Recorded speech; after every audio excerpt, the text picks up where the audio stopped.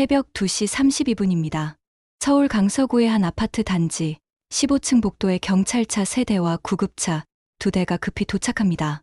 사이렌 소리가 조용한 아파트 단지를 가릅니다. 경찰관들이 급히 엘리베이터를 타고 올라갑니다. 15층에 도착하자 복도에 이미 몇몇 주민들이 나와 있습니다. 모두 겁에 질린 표정입니다. 한 여성이 떨리는 목소리로 말합니다. 1502호예요. 거기서 비명소리가 들렸어요. 그리고 쿵 하고 쓰러지는 소리가.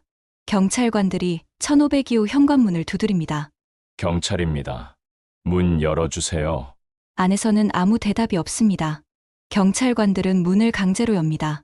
현관문이 열리자 충격적인 장면이 펼쳐집니다. 거실 바닥에 60대 남성이 쓰러져 있습니다. 의식이 없습니다. 머리에서 피가 흐르고 있습니다. 구급대원들이 급히 응급처치를 시작합니다. 경찰관들이 집안을 살핍니다. 침실에서 한 남자가 구석에 웅크리고 앉아 있습니다. 50대 초반쯤 돼 보입니다. 손에는 피가 묻어 있고 온몸을 떨고 있습니다. 경찰관이 조심스럽게 다가갑니다. 선생님, 무슨 일이 있었습니까? 남자는 고개를 들지 못하고 떨리는 목소리로 중얼거립니다. 제가 그랬어요. 제가 쳤어요. 미안해요. 정말 미안해요. 저도 모르게. 구급대원이 외칩니다. 환자 맥박 약합니다. 즉시 이송합니다. 쓰러진 남성은 들것에 실려 병원으로 급히 이송됩니다. 경찰은 피를 흘리며 떨고 있는 남자를 연행합니다. 그의 이름은 박철수 52세입니다.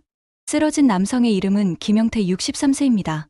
그들은 같은 아파트 위아래층 이웃이었습니다. 자막이 뜹니다.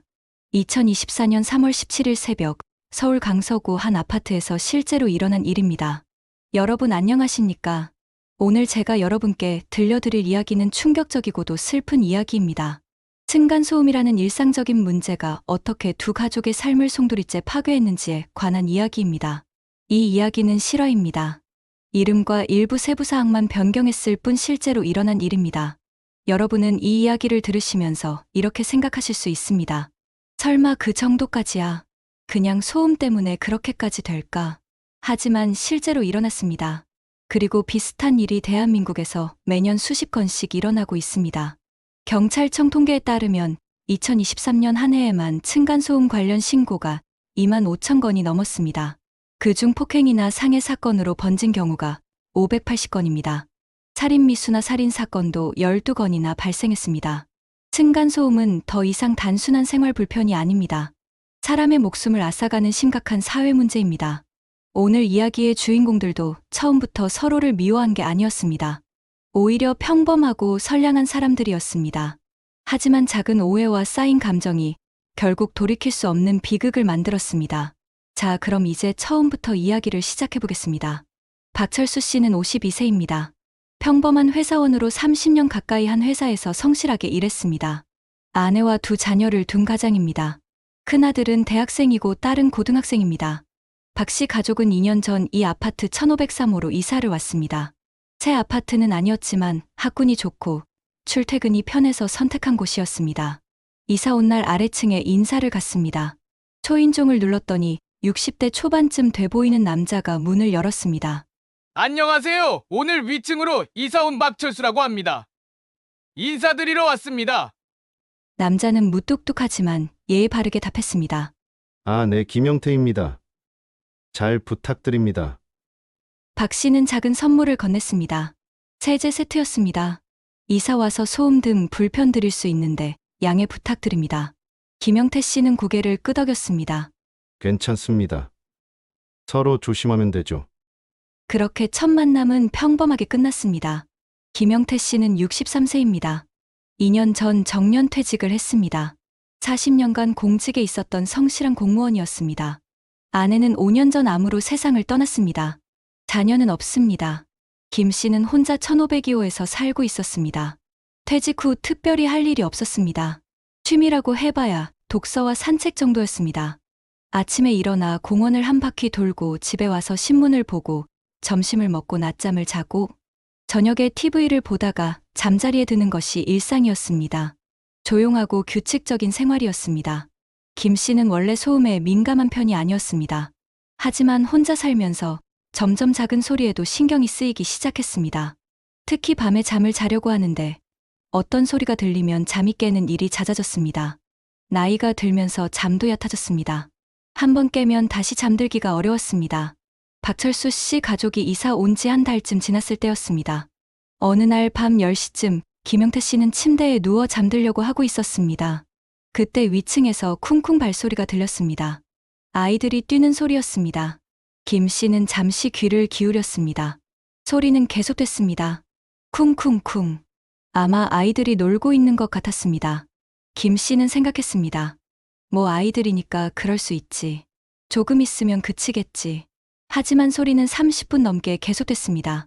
김 씨는 점점 짜증이 났습니다. 벌써 10시 반인데 아이들이 왜 아직 뛰어다니는 거지? 부모는 뭐 하는 거야? 결국 김 씨는 잠을 이루지 못했습니다. 11시가 넘어서야 위층이 조용해졌지만 이미 잠은 달아나 버렸습니다. 김 씨는 새벽 2시가 넘어서야 겨우 잠들 수 있었습니다. 다음 날 아침 김 씨는 피곤했습니다. 하지만 별로 대수롭지 않게 생각했습니다. 가끔 있는 일이겠지. 이해하자. 그런데 그날 밤에도 똑같은 일이 일어났습니다. 저녁 10시쯤 위층에서 쿵쿵 소리가 들렸습니다. 김 씨는 짜증이 났지만 참았습니다. 그 다음 날도 마찬가지였습니다. 일주일 내내 계속됐습니다. 김 씨는 점점 예민해졌습니다. 저녁만 되면 불안했습니다. 오늘도 또 뛸까? 또 잠 못 자는 거 아닐까? 2주가 지나자 김 씨는 한계에 달했습니다. 매일 밤 10시만 되면 위층에서 소리가 들렸습니다. 발소리뿐만 아니라 의자 끄는 소리, 무언가 떨어뜨리는 소리, 문 닫는 소리, 모든 소리가 크게 들렸습니다. 김 씨는 불면증에 시달렸습니다.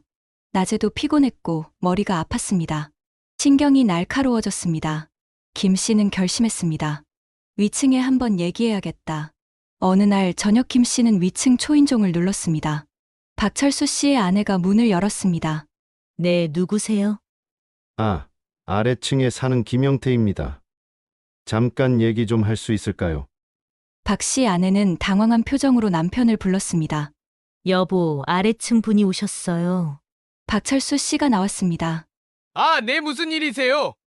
김 씨는 최대한 공손하게 말했습니다. 죄송한데요. 요즘 밤에 소음이 좀 심해서요.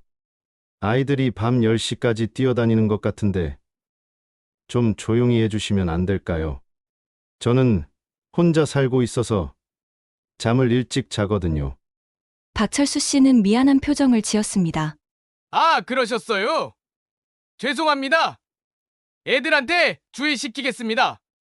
김 씨는 안도했습니다. 이렇게 잘 받아들여 주시니 다행이네요. 괜찮습니다. 서로 조심하면 되죠.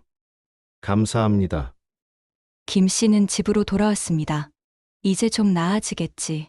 그날 밤은 확실히 조용했습니다. 김 씨는 오랜만에 푹 잤습니다. 하지만 그 평화는 사흘밖에 가지 않았습니다. 나흘째 되는 날 또 소리가 들리기 시작했습니다. 김 씨는 실망했습니다. 말해도 소용없구나. 그냥 며칠만 조심한 거구나. 위층에서는 어떤 생각이었을까요? 박철수 씨는 아내와 아이들에게 말했습니다. 아래층에서 소음 때문에 항의하러 오셨어. 애들아, 저녁에 뛰지 마. 조용히 해야 돼. 아이들은 처음에는 조심했습니다. 하지만 아이들에게 집에서 뛰지 말라는 건 쉽지 않은 일이었습니다. 고등학생 딸은 괜찮았지만 대학생 아들은 친구들과 게임을 하다 보면 흥분해서 소리를 지르곤 했습니다. 박 씨 아내도 애를 썼지만 완벽하게 통제하기는 어려웠습니다. 그리고 솔직히 박 씨 부부는 이렇게 생각했습니다. 우리가 엄청 시끄럽게 사는 것도 아닌데 좀 예민한 거 아닌가. 아이들이 사는 집인데 소리가 날 수밖에 없잖아. 무작정 조용히 하라고만 할 수도 없는 노릇 아닌가. 한 달이 지났습니다. 김영태 씨의 불면증은 더 심해졌습니다. 이제는 위층 소리에 대한 강박이 생겼습니다. 저녁만 되면 신경이 곤두섰습니다. 조금이라도 소리가 들리면 화가 치밀었습니다. 김 씨는 다시 위층 문을 두드렸습니다. 이번에는 어조가 좀 더 강했습니다. 저번에 말씀드렸는데 아직도 소음이 계속되고 있어요. 좀 더 신경 써주시면 안 될까요? 박철수 씨는 난처한 표정이었습니다. 죄송합니다. 그런데 아이들 있는 집이라 어쩔 수 없는 부분도 있어요. 최대한 조심하고 있습니다. 김 씨는 속으로 화가 났습니다. 최대한 조심한다고 전혀 안 조심하고 있으면서 하지만 겉으로는 참았습니다. 알겠습니다. 부탁드립니다. 하지만 상황은 나아지지 않았습니다. 김 씨는 점점 더 예민해졌습니다. 이제는 낮에 들리는 소리까지 신경 쓰였습니다. 청소기 돌리는 소리, 세탁기 돌아가는 소리, 가구 옮기는 소리, 모든 게 시끄럽게 느껴졌습니다. 김 씨는 하루 종일 집에 있으면서 위층 소리에 귀를 기울이고 있었습니다. 그리고 소리가 날 때마다 체크했습니다. 노트에 기록하기 시작했습니다. 3월 5일 오후 3시 청소기 소리 30분간 계속됨. 3월 5일 오후 8시 의자 끄는 소리 반복. 3월 5일 오후 10시 발소리 45분간 지속. 이런 식으로 매일 기록했습니다. 2달이 지났습니다. 김영태 씨의 정신 상태는 점점 나빠지고 있었습니다. 하루에 34시간밖에 못 자는 날이 많았습니다. 낮에는 피곤해서 멍하니 있었고, 밤에는 불안해서 잠을 못 잤습니다. 병원에 갔더니 의사가 말했습니다. 스트레스성 불면증입니다. 스트레스 요인을 제거하셔야 합니다. 수면제를 처방해 드리겠습니다. 김 씨는 수면제를 먹기 시작했습니다. 하지만 효과가 미미했습니다. 위층 소리가 들리면 수면제를 먹어도 잠을 잘 수 없었습니다. 김 씨는 관리사무소에 민원을 넣었습니다. 관리사무소 직원이 위층에 연락을 했습니다. 1503호 박철수 씨입니까? 아래층에서 소음 민원이 들어왔는데요. 생활소음에 좀 더 주의해 주시기 바랍니다. 박철수 씨는 황당했습니다. 우리가 뭘 그렇게 시끄럽게 했다고? 관리사무소까지 신고를 해. 좀 심한 거 아닌가? 박 씨 아내도 기분이 상했습니다. 그렇게 예민하면 아파트에 살지를 말든가. 우리가 일부러 시끄럽게 하는 것도 아닌데.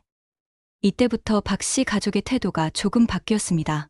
처음에는 미안한 마음에 조심했지만 이제는 약간의 반감이 생겼습니다. 우리도 돈 내고 사는 집인데 왜 눈치를 봐야 하지? 김영태 씨는 관리사무소에 신고했지만 달라진 게 없었습니다. 오히려 위층에서 더 신경 쓰지 않는 것 같았습니다. 김 씨는 경찰에 신고했습니다. 112에 전화를 걸었습니다. 여보세요. 층간소음 때문에 신고합니다. 위층에서 매일 밤 소음을 일으키는데 견딜 수가 없습니다. 경찰이 출동했습니다. 하지만 경찰이 도착했을 때는 위층이 조용했습니다. 경찰이 양쪽 이야기를 듣고 중재를 시도했습니다. 서로 좀 조심하시고 이해하시면서 사세요. 아래층에서는 좀 참으시고 위층에서는 좀 더 신경 쓰시고. 그렇게 경찰은 돌아갔습니다. 아무것도 해결되지 않았습니다. 박철수 씨는 이제 짜증이 났습니다. 경찰까지 부르다니! 도대체 뭘 어쩌라는 거야? 우리가 밤새 파티하는 것도 아니고! 김영태 씨는 절망했습니다. 관리사무소도 소용없고 경찰도 소용없구나. 아무도 날 도와주지 않는구나. 3개월이 지났습니다. 김영태 씨의 건강은 눈에 띄게 나빠졌습니다. 체중이 5kg이나 빠졌습니다. 얼굴에는 생기가 없었고 눈 밑에는 다크서클이 짙었습니다. 머리도 자주 아팠고 소화도 안 됐습니다. 정신적으로도 불안정했습니다. 사소한 일에도 화를 냈고 집중력이 떨어졌습니다. 김 씨는 층간소음 측정기를 구입했습니다. 인터넷에서 5만 원 주고 샀습니다. 그리고 위층에서 소리가 날 때마다 측정기를 가동했습니다. 데시벨을 기록했습니다. 54데시벨, 62데시벨, 48데시벨. 그리고 녹음도 했습니다. 핸드폰으로 위층 소리를 녹음했습니다. 증거를 모으는 겁니다. 언젠가는 이걸로 위층을 고소할 생각이었습니다. 김 씨는 인터넷 커뮤니티에도 가입했습니다. 층간소음 피해자 모임이었습니다. 거기서 비슷한 피해를 겪는 사람들의 이야기를 읽었습니다. 그리고 자신의 이야기도 올렸습니다. 제목은 위층 때문에 미치겠습니다였습니다. 댓글들이 달렸습니다. 저도 똑같아요. 이해합니다. 법적 대응하세요. 고소하세요. 참지 마세요. 그런 댓글들을 읽으며 김 씨는 자신이 정당하다고 확신하게 되었습니다. 내가 이상한 게 아니야. 위층이 잘못한 거야. 박철수 씨 가족은 아래층이 점점 이상해진다고 느꼈습니다. 어느 날 박 씨가 퇴근해서 집에 오는데 아래층 문이 열려 있었고 김영태 씨가 복도에 서서 위를 쳐다보고 있었습니다. 박 씨와 눈이 마주쳤지만 김 씨는 인사도 하지 않고 그냥 째려보기만 했습니다. 박 씨는 기분이 묘했습니다. 저 사람 왜 저러지? 좀 무섭네. 며칠 후에는 이런 일도 있었습니다. 박 씨 아들이 친구들과 집에서 게임을 하고 있었습니다. 조금 흥분해서 소리를 질렀습니다. 야, 거기 안 돼. 이쪽으로 와. 그러자 갑자기 아래에서 쿵 하는 소리가 들렸습니다. 천장을 막대기로 찌르는 소리였습니다. 아들이 놀라서 어머니에게 말했습니다. 엄마, 아래층에서 천장 찌르는 소리 들었어. 무서워. 박 씨 아내는 화가 났습니다. 천장을 찌르다니. 그건 너무한 거 아닌가. 하지만 어떻게 할 수가 없었습니다. 직접 내려가서 따지자니 또 싸움이 날 것 같았습니다. 그냥 참고 살자. 박 씨 가족은 이제 아래층을 피하게 되었습니다. 엘리베이터에서 마주치면 어색하게 인사만 하고 빨리 헤어졌습니다. 서로에게 적대감이 쌓여가고 있었습니다. 4개월째 되던 어느 날이었습니다. 김영태 씨는 환경부 산하 층간소음 이웃사이 센터에 정식으로 분쟁 조정을 신청했습니다. 센터에서 담당자가 나와서 양쪽 집을 방문했습니다. 먼저 김 씨 집에 와서 이야기를 들었습니다. 김 씨는 쌓아둔 기록 노트와 녹음 파일을 보여줬습니다. 이렇게 매일 소음이 발생하고 있습니다. 저는 이제 한계입니다. 더 이상 못 참겠어요. 담당자는 위층도 방문했습니다. 박철수 씨 부부와 이야기를 나눴습니다. 박 씨는 답답하게 말했습니다. 저희도 최대한 조심하고 있습니다. 아이들한테도 계속 주의를 줍니다. 근데 아이들이 사는 집인데 소리가 전혀 안 날 수는 없잖아요. 아래층 분이 너무 예민하신 거 아닌가요? 담당자는 며칠 후 소음 측정을 실시했습니다. 오후 8시부터 11시까지 김 씨 집에서 데시벨 측정을 했습니다. 결과는 평균 45데시벨이었습니다.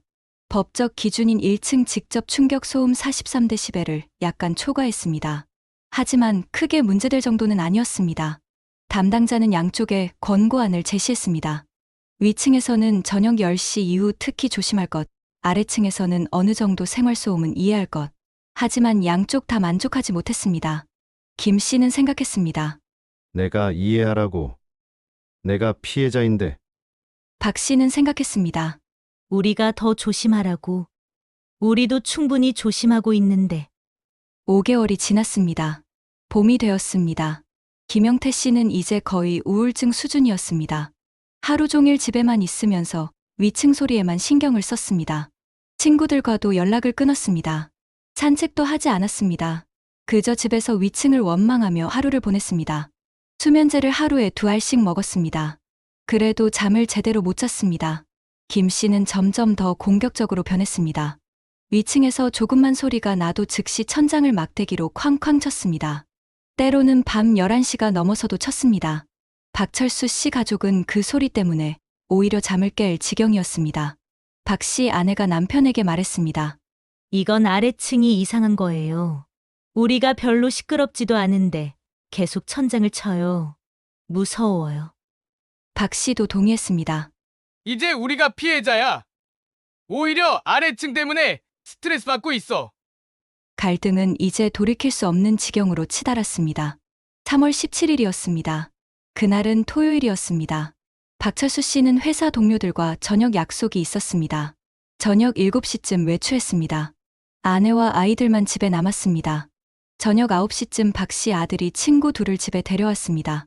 같이 게임을 하기로 했습니다. 3명의 젊은이들이 거실에 앉아서 컴퓨터 게임을 시작했습니다. 시간이 지나면서 점점 흥분했습니다. 소리도 커졌습니다. 야, 거기야, 쏴. 아, 죽었어. 다시 가자. 와, 이겼다. 그런 소리들이 계속 들렸습니다. 발을 구르기도 했습니다. 박 씨 아내는 주방에서 설거지를 하면서 생각했습니다. 아이들이 좀 시끄럽네? 근데 토요일 저녁인데 뭐. 아래층에서 이해해 주겠지. 하지만 아래층 김영태 씨는 이해하지 못했습니다. 김 씨는 침대에 누워 겨우 잠들려던 참이었습니다. 수면제를 먹고 30분쯤 지나 간신히 졸음이 오려던 순간이었습니다. 그때 위층에서 쿵쿵쿵 소리가 들렸습니다. 그리고 고함 소리도 들렸습니다. 김 씨는 눈을 번쩍 떴습니다. 또야. 또 시작이야. 토요일 밤에도 조용히 못 있어. 화가 머리끝까지 치밀었습니다. 김 씨는 막대기를 들고 천장을 쾅쾅 쳤습니다. 한 번, 두 번, 세 번. 하지만 위층은 조용해지지 않았습니다. 개임이 한창이었기 때문에 아예 못 들었던 겁니다. 김영태 씨는 참을 수 없었습니다. 일어나서 옷을 입었습니다. 그리고 현관문을 열고 나갔습니다. 위층으로 올라갔습니다. 1503호 초인종을 꾹 눌렀습니다. 오래 눌렀습니다. 박 씨 아내가 문을 열었습니다. 네, 누구? 말이 끝나기도 전에 김 씨가 소리를 질렀습니다. 도대체 지금 몇 시인 줄 알아요? 밤 10시가 넘었어요. 애들이 왜 이렇게 시끄럽게 떠들어요? 제가 지금 잠을 못 자서 미칠 지경이에요. 박 씨 아내는 당황했습니다. 죄송합니다. 애들이 친구들하고 게임을 하고 있어서 조용히 하라고 할게요. 하지만 김 씨는 멈추지 않았습니다. 조용히 하라고 할게요. 그 말 몇 번을 들었는지 알아요? 당신들은 말만 하고 전혀 안 지키잖아요. 저는 5개월 동안 참았어요. 이제 못 참겠어요. 박 씨 아내도 화가 났습니다. 우리도 최대한 조심하고 있어요. 아이들 있는 집인데 소리가 날 수밖에 없잖아요. 선생님이 너무 예민하신 거 아니에요. 그 말에 김 씨는 폭발했습니다. 제가 예민하다고요? 당신들이 비상식적으로 시끄럽게 사는 거지. 5개월 동안 저를 괴롭힌 게 누구예요? 저 때문에 지금 병원 다니고 있어요. 약 먹고 있어요. 이게 다 당신들 때문이에요. 그때 거실에서 박 씨 아들이 나왔습니다. 어머니 무슨 일이에요? 누구세요?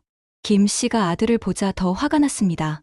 내가 그렇게 시끄럽게 떠든 거지. 지금 몇 시인 줄 알아? 집에서 고함 지르지 말고 PC방 가든가. 아들은 당황하며 말했습니다. 죄송합니다.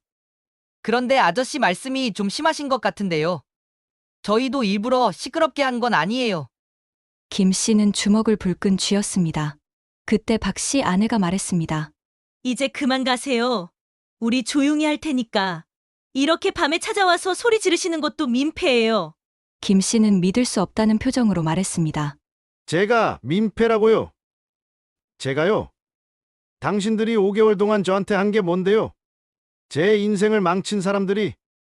박 씨 아내는 문을 닫으려 했습니다. 알겠으니까 이제 가세요. 더 이상 대화 안 할래요. 김 씨는 문이 닫히는 걸 보며 분노가 치밀었습니다. 무시하는 거야? 나를 무시해? 김 씨는 돌아서서 계단을 내려갔습니다. 집으로 돌아왔습니다. 하지만 잠을 잘 수 없었습니다. 온몸이 떨렸습니다. 화가 나서 어쩔 줄 몰랐습니다. 1시간쯤 지났습니다. 밤 11시 30분쯤이었습니다. 김영태 씨는 침대에 누워 있었지만 잠들 수 없었습니다. 머릿속에서 계속 위층 사람들 얼굴이 떠올랐습니다. 그리고 그 말들이 계속 들렸습니다. 선생님이 너무 예민하신 거 아니에요. 아저씨 말씀이 좀 심하신 것 같은데요. 이제 가세요. 더 이상 대화 안 할래요. 그 말들이 김 씨를 미치게 만들었습니다. 내가 예민한 게 아니야. 내가 잘못한 게 아니야. 저 사람들이 나쁜 거야. 내 인생을 망친 사람들이야. 김 씨는 일어나 거실로 갔습니다. 부엌에서 과도를 하나 꺼냈습니다. 손에 쥐었습니다.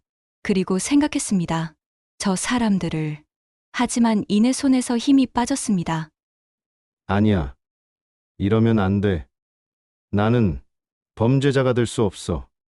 과도를 다시 부엌에 놓았습니다. 하지만 분노는 사라지지 않았습니다. 김 씨는 현관으로 갔습니다. 신발을 신었습니다. 그리고 다시 위층으로 올라갔습니다. 초인종을 눌렀습니다. 이번에는 박철수 씨가 문을 열었습니다. 박 씨는 밖에서 술을 마시고 방금 들어온 참이었습니다. 술 기운이 약간 있었습니다. 아, 아래층 분! 왜 또 오셨어요? 김 씨가 말했습니다. 당신 와이프랑 아들이랑 얘기했는데 전혀 성의가 없어요. 당신이 가장이니까 당신한테 제대로 얘기하려고 왔어요. 박 씨는 짜증이 났습니다. 이미 와이프한테 들었어요. 우리가 조용히 하겠다고 했잖아요. 더 뭘 원하세요? 김 씨는 목소리를 높였습니다. 조용히 하겠다는 말을 몇 번이나 들었냐고요? 말만 하고 안 지키잖아요. 이제는 제대로 확답을 받고 싶어요. 박 씨도 목소리를 높였습니다. 확답이요. 무슨 확답을 원하시는데요? 우리가 각서라도 써드릴까요? 선생님, 우리도 돈 내고 사는 집이에요. 아이들 있는 집에서 소리 안 날 수가 없어요. 좀 이해해 주세요. 김 씨는 손가락으로 박 씨를 가리키며 말했습니다. 이해요. 제가 5개월 동안 이해했어요. 그런데 당신들은 저를 이해한 적 있어요? 한 번이라도 제 입장에서 생각해 본 적 있어요? 박 씨는 화가 머리끝까지 치밀었습니다. 이 사람 지금 나한테 뭐라고 하는 거야? 선생님, 지금 술 드셨어요. 내일 다시 얘기해요. 들어가세요. 박 씨는 문을 닫으려 했습니다. 김 씨가 문을 손으로 막았습니다. 저 술 안 먹었어요. 지금 당장 얘기해야 돼요. 박 씨는 김 씨의 손을 밀쳤습니다. 손 치우세요. 들어가라니까요. 김 씨는 비틀거렸습니다.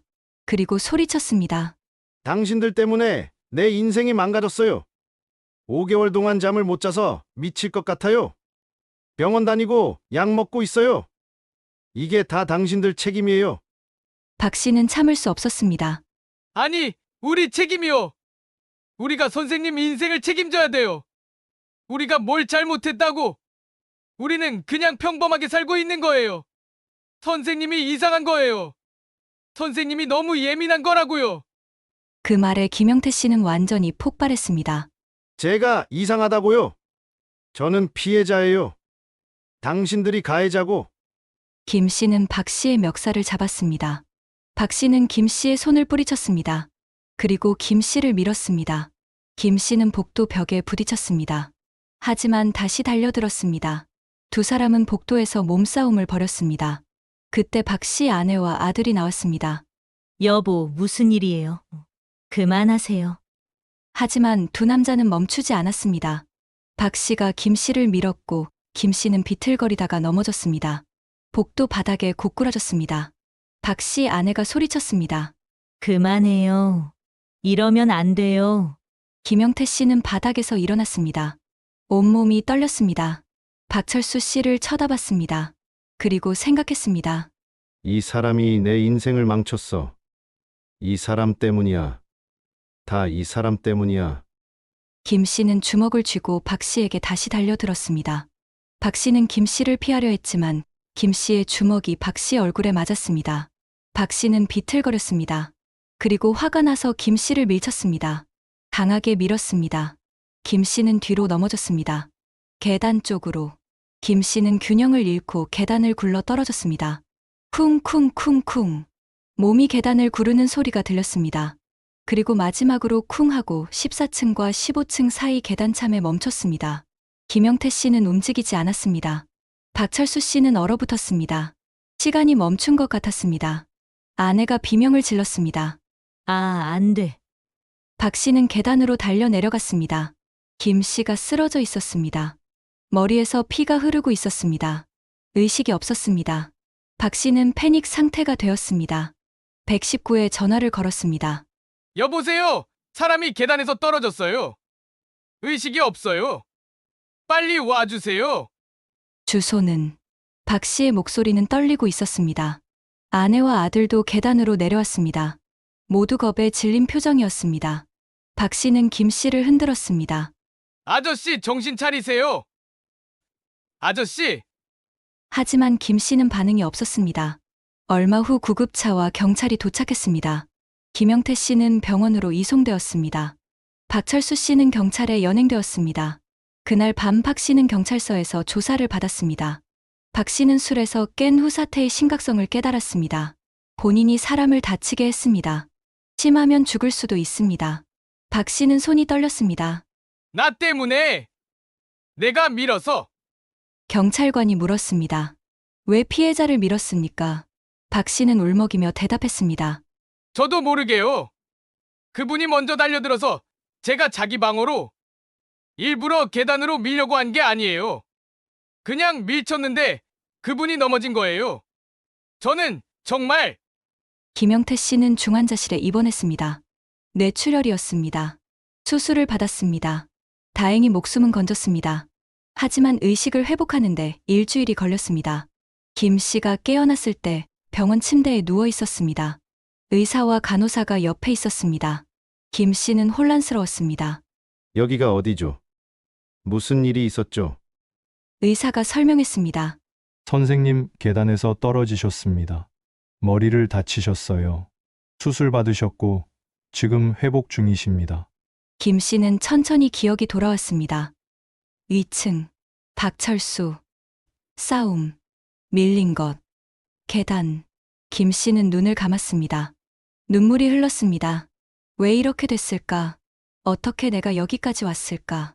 병원에 일주일 더 입원한 후 김 씨는 퇴원했습니다. 집으로 돌아왔습니다. 하지만 모든 게 달라져 있었습니다. 이웃들의 시선이 달랐습니다. 수군거리는 소리가 들렸습니다. 15층에서 큰일 났대요. 위아래층이 싸워서 사람이 다쳤대요. 김 씨는 부끄러웠습니다. 집 밖으로 나가기가 두려웠습니다. 박철수 씨는 상해죄로 기소되었습니다. 재판이 시작되었습니다. 변호사는 정당방위를 주장했습니다. 피해자가 먼저 폭행했고 피고인은 자기 방어 차원에서 밀었을 뿐이라고 주장했습니다. 하지만 검사는 과잉방어라고 주장했습니다. 피해자를 계단 쪽으로 강하게 밀어서 중상을 입힌 것은 정당방위 범위를 넘어섰다고 주장했습니다. 재판은 몇 달 동안 계속되었습니다. 그 기간 동안 박 씨 가족은 지옥을 경험했습니다. 박 씨는 회사에서 휴직을 했습니다. 사건 때문에 일에 집중할 수 없었습니다. 아내는 우울증에 걸렸습니다. 아이들은 학교에서 놀림을 받았습니다. 너희 아빠 사람 때렸다며. 가족 모두가 고통받았습니다. 박 씨는 후회했습니다. 왜 그랬을까? 왜 밀었을까? 그냥 문 닫고 경찰 부르면 됐는데. 왜 화를 참지 못했을까? 하지만 이미 늦었습니다. 김영태 씨도 고통받았습니다. 몸은 회복됐지만 마음은 회복되지 않았습니다. 이제 위층 소리는 들리지 않았습니다. 박 씨 가족이 이사를 갔기 때문입니다. 하지만 김 씨는 여전히 불안했습니다. 밤마다 악몽을 꿨습니다. 계단에서 떨어지는 꿈이었습니다. 김 씨는 상담 치료를 받기 시작했습니다. 심리상담사는 말했습니다. 김 씨님, 이번 일을 계기로 자신을 돌아보셔야 합니다. 층간소음 문제가 있었지만 그것에 너무 집착하신 게 아닌가요? 객관적으로 보면 위층 소음이 그렇게 심각한 수준은 아니었습니다. 하지만 님은 그것 때문에 모든 게 망가졌다고 생각하셨죠. 그게 문제였습니다. 김 씨는 처음에는 인정하기 싫었습니다. 하지만 점점 깨닫기 시작했습니다. 내가 너무 예민했던 건가? 내가 너무 집착했던 건가? 재판 결과가 나왔습니다. 박철수 씨는 징역 6개월에 집행유예 2년을 선고받았습니다. 추가로 사회봉사 200시간과 손해배상 3천만 원이 명령되었습니다. 판사는 이렇게 말했습니다. 피고인이 먼저 폭행한 것은 아니지만 과도하게 대응하여 피해자에게 중상을 입혔습니다. 하지만 피해자도 일정 부분 잘못이 있고 피고인에게 전과가 없으며 반성하고 있는 점을 참작하여 집행유예를 선고합니다. 양측 모두 층간소음 문제를 대화로 풀지 못하고 감정적으로 대응한 것이 이런 비극을 만들었습니다. 이 사건이 다른 분들에게 교훈이 되기를 바랍니다. 박철수 씨는 법정에서 김영태 씨에게 고개를 숙였습니다. 정말 죄송합니다. 제가 잘못했습니다. 용서해 주십시오. 김영태 씨도 고개를 숙였습니다. 저도 죄송합니다. 제가 너무 집착했습니다. 두 사람 모두 눈물을 흘렸습니다. 사건 이후 1년이 지났습니다. 박철수 씨는 다른 지역으로 이사를 갔습니다. 새 아파트에서 새로운 삶을 시작했습니다. 하지만 트라우마는 남아 있었습니다. 이웃과 문제가 생길까봐 항상 조심했습니다. 아이들에게도 엄격하게 주의를 줬습니다. 절대 뛰지 마. 소리 지르지 마. 가족은 항상 눈치를 보며 살았습니다. 박 씨는 상담을 받았습니다. 그리고 천천히 회복하고 있었습니다. 김영태 씨는 여전히 1502호에 살고 있었습니다. 새로운 가족이 위층으로 이사 왔습니다. 젊은 부부와 어린 아이였습니다. 이사 온 날 김 씨는 위층에 인사를 갔습니다. 작은 선물을 들고 갔습니다. 안녕하세요. 아래층에 사는 김영태입니다. 젊은 부부는 환하게 웃으며 인사했습니다. 아, 네, 반갑습니다. 잘 부탁드립니다. 김 씨는 말했습니다. 저희 서로 배려하면서 살아요. 소음 문제 같은 거 생기면 바로 얘기하고 대화로 풀어요. 절대 감정적으로 대하지 말고. 부부는 고개를 끄덕였습니다. 네, 그렇게 하겠습니다. 김 씨는 돌아오며 다짐했습니다. 이번에는 잘해야지. 절대 예전처럼 집착하지 말자. 그날 밤 위층에서 아이 뛰는 소리가 들렸습니다. 김 씨는 귀를 기울였습니다. 쿵쿵쿵. 예전 같으면 화가 났을 소리였습니다. 하지만 이번에는 달랐습니다. 김 씨는 심호흡을 했습니다. 괜찮아. 아이들은 원래 뛰는 거야. 나도 어렸을 때 그랬어. 참자. 이해하자. 김 씨는 눈을 감았습니다. 소리는 계속 들렸지만 마음은 예전보다 평온했습니다. 30분쯤 지나자 소리가 멈췄습니다. 김 씨는 잠들 수 있었습니다. 다음 날 아침 김 씨는 복도에서 위층 부인을 만났습니다. 아, 안녕하세요. 어제 저녁에 저희 아이가 좀 시끄러웠죠. 죄송합니다. 김 씨는 웃으며 말했습니다. 아니에요. 괜찮습니다. 아이들은 원래 그런 거죠. 신경 쓰지 마세요. 부인은 고마워하며 말했습니다. 감사합니다. 그래도 저녁에는 좀 더 조심할게요. 김 씨는 따뜻한 마음이 들었습니다. 이렇게 서로 배려하면 되는 거구나. 왜 예전에는 이렇게 못했을까? 여러분, 오늘 이야기는 여기까지입니다. 이 이야기를 통해 우리가 배울 수 있는 교훈은 무엇일까요? 첫째, 층간소음은 소리의 문제가 아니라 마음의 문제입니다. 객관적으로 큰 소음이 아니어도 예민한 사람에게는 견디기 힘들 수 있습니다. 반대로 당연하다고 생각하는 생활소음도 누군가에게는 고통일 수 있습니다. 둘째, 감정적으로 대응하면 문제는 절대 해결되지 않습니다. 오히려 더 악화됩니다. 대화가 필요합니다. 하지만 대화도 방법이 중요합니다. 비난하거나 공격하지 말고 이해를 구하는 방식으로 접근해야 합니다. 셋째, 작은 문제를 방치하면 큰 비극이 됩니다. 처음부터 제대로 대화하고 해결했어야 했습니다. 관리사무소나 조정기관의 도움을 적극적으로 받아야 합니다. 넷째, 이웃은 적이 아닙니다. 같은 공간에서 함께 살아가는 사람들입니다. 서로 배려하고 이해해야 합니다. 다섯째, 자신의 건강을 지키는 것도 중요합니다. 층간소음 때문에 스트레스를 받고 있다면 전문가의 도움을 받으세요. 불면증이나 우울증은 치료가 필요한 질환입니다. 그렇다면 실제로 층간소음 문제가 생겼을 때 어떻게 해야 할까요? 전문가들은 다음과 같이 조언합니다. 위층 입장에서는 첫째, 카펫이나 매트를 깔아서 충격음을 줄이세요. 둘째, 저녁 10시 이후에는 특히 조심하세요. 셋째, 아이들에게 집에서는 뛰지 말라고 교육하세요. 하지만 너무 억압하지는 마세요. 넷째, 가구를 옮기거나 무거운 물건을 떨어뜨릴 때는 시간대를 고려하세요. 다섯째, 아래층에서 요청이 오면 방어적으로 반응하지 말고 진심으로 미안해하세요. 아래층 입장에서는 첫째, 생활소음은 어느 정도 불가피하다는 것을 인정하세요. 둘째, 참을 수 없을 정도라면 정중하게 요청하세요. 셋째, 한 번에 해결되지 않더라도 인내심을 가지세요. 넷째, 천장을 두드리거나 보복 소음을 내지 마세요. 다섯째, 혼자 끙끙 앓지 말고 관리사무소나 조정기관에 도움을 요청하세요.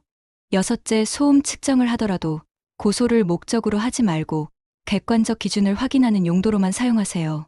층간소음 분쟁조정위원회라는 기관이 있습니다. 환경부 산하 기관으로 무료로 중재를 해줍니다. 전문가가 나와서 소음을 측정하고 양측 이야기를 들어줍니다. 그리고 합리적인 해결 방안을 제시합니다. 이런 공공기관을 적극 활용하세요. 혼자 해결하려고 하지 마세요. 또한 이웃 간 갈등이 심해지면 심리 상담을 받는 것도 도움이 됩니다. 층간소음 스트레스는 정신건강에 심각한 영향을 미칩니다. 우울증, 불안장애, 불면증 등이 생길 수 있습니다. 이런 증상이 있다면 병원을 찾으세요. 약물 치료와 상담 치료가 도움이 됩니다. 그리고 무엇보다 중요한 것은 집착하지 않는 것입니다. 층간소음 때문에 인생 전체가 망가지게 두지 마세요. 소음은 불편하지만 인생의 전부는 아닙니다. 다른 것에 집중하세요. 취미 생활, 사회활동, 봉사활동 등을 하세요. 집 밖으로 나가세요. 집에만 있으면 소리에 더 민감해집니다. 마지막으로 여러분께 부탁드립니다. 오늘 이 영상을 보시고 주변에 층간소음으로 힘들어하시는 분이 계시면 도와주세요. 이야기를 들어주세요. 혼자 끙끙 앓지 않도록 해주세요. 그리고 만약 여러분이 위층에 살고 계시다면 아래층을 생각해주세요. 만약 아래층에 살고 계시다면 위층을 이해해주세요. 우리는 모두 같은 공간에서 함께 살아가는 이웃입니다. 조금만 더 배려하고 조금만 더 이해하면 모두가 행복하게 살 수 있습니다. 박철수 씨와 김영태 씨의 이야기가 우리 모두에게 교훈이 되기를 바랍니다. 작은 갈등이 큰 비극이 되지 않도록 우리 모두 조심합시다. 오늘 영상이 도움이 되셨다면 좋아요와 구독 부탁드립니다. 그리고 주변 분들에게도 공유해주세요. 한 가정이라도 더 이런 비극을 막을 수 있다면 그것이 가장 큰 보람입니다. 다음 시간에 더 의미 있는 이야기로 찾아뵙겠습니다. 여러분 이웃과 화목하게 지내시고 건강하시기 바랍니다. 감사합니다.